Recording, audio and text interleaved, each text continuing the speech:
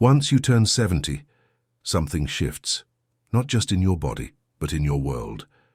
Whether you like it or not, life starts whispering things you didn't want to hear, or maybe didn't expect to.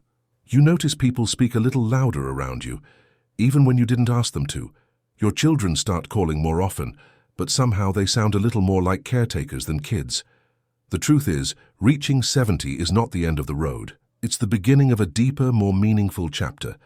But to walk through it wisely, we need to be honest about what really happens when we reach this age, physically, emotionally, spiritually. This video is for you, the beautiful, experienced, wise soul who deserves care, dignity, and truth.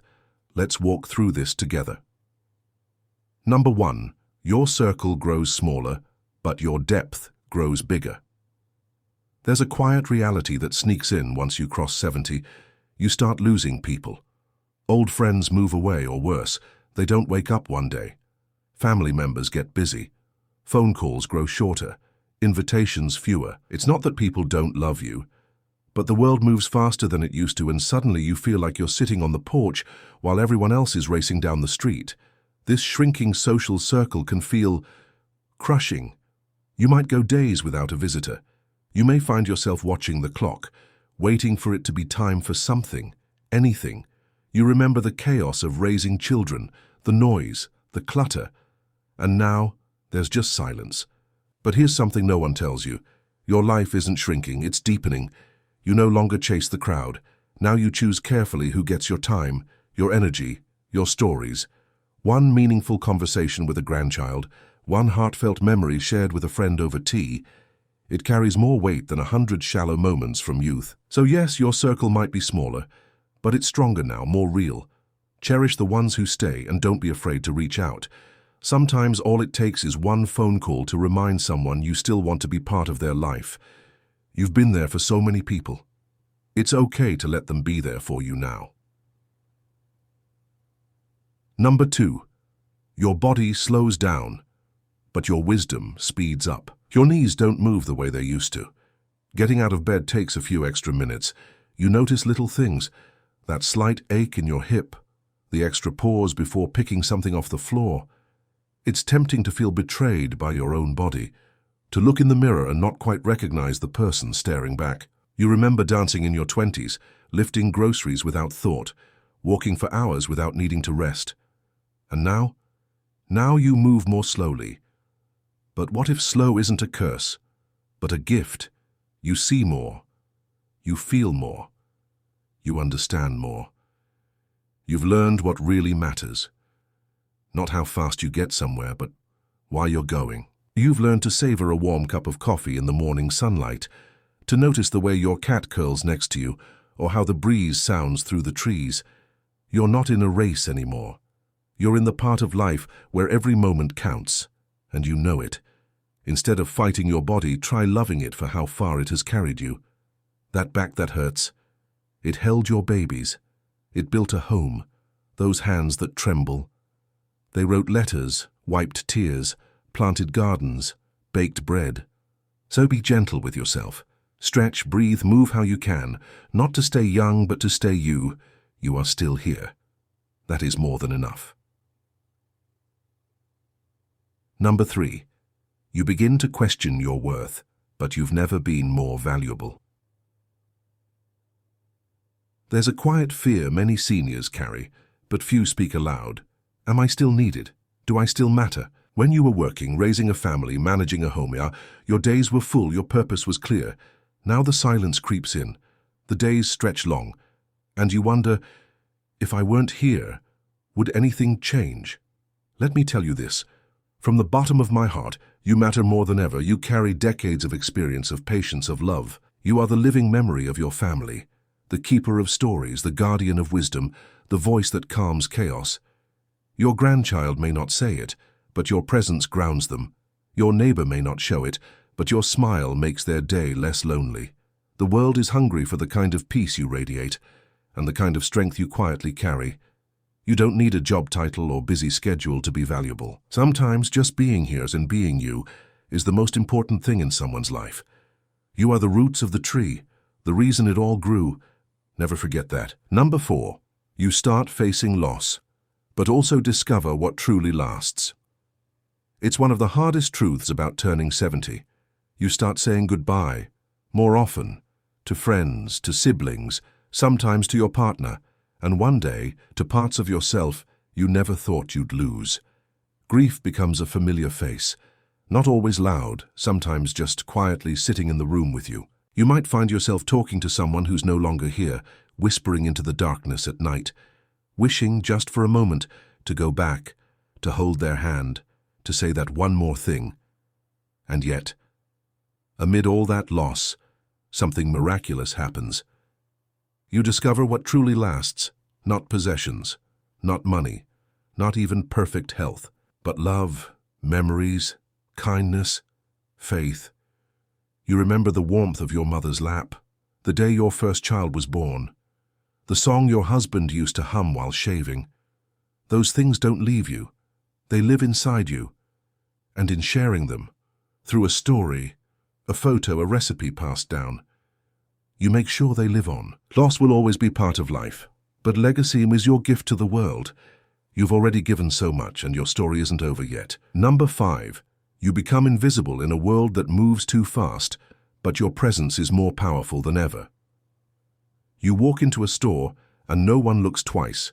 You wait in line at the bank and they skip right over you. You speak, clearly, calmly, and yet someone responds to your son instead of you.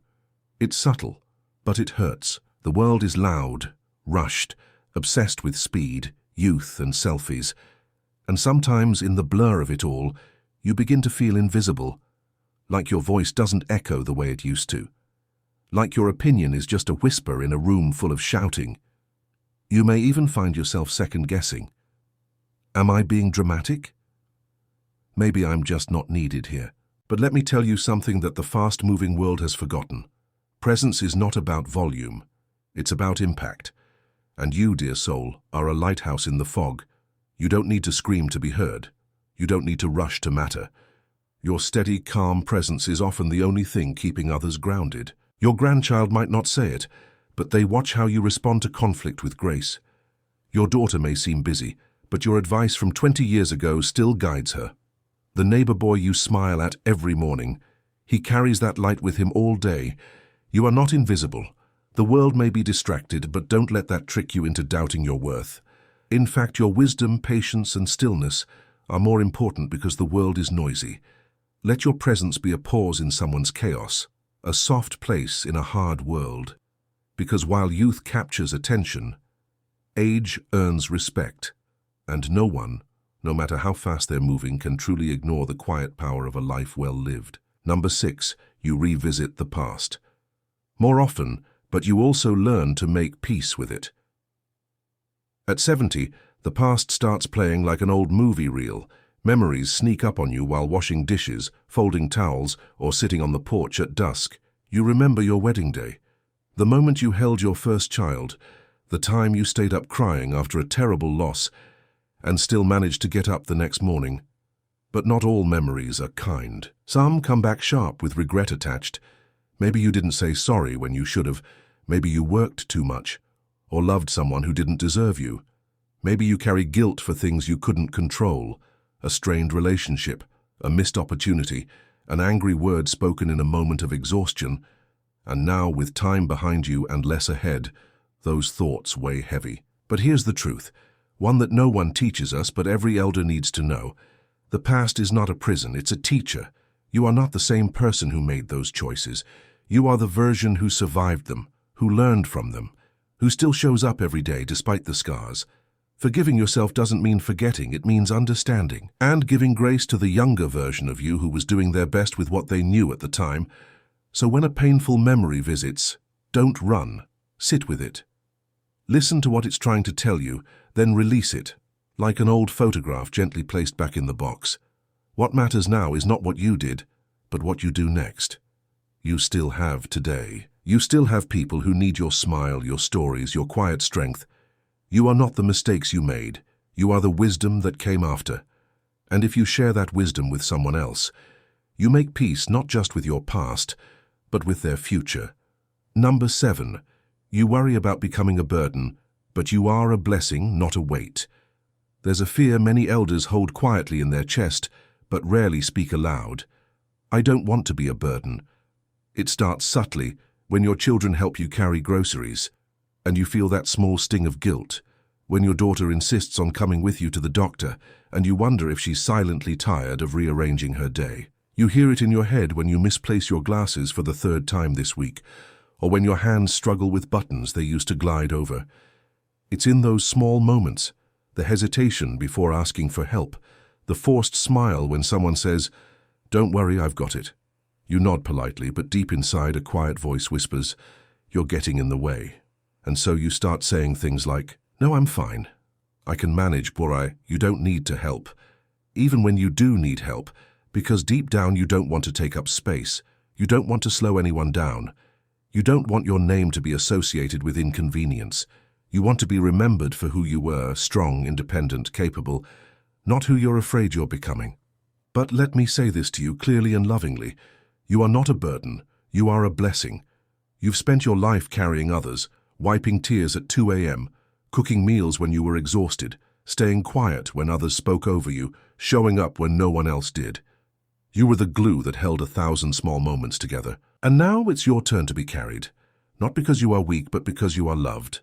The people who matter most, is your children, your neighbors, your friends, don't see your needs as a hassle. They see them as a sacred opportunity to give back even a fraction of the love you've poured into them over the years. It is not shameful to need help. It is human. And when you let others support you, not out of guilt but out of trust, you give them something profound. You teach them empathy. You show them what aging with grace really looks like. You offer them the privilege of being there for someone who was always there for them. You are not too much. You are enough, just as you are, exactly as you are. So when someone offers a hand, take it.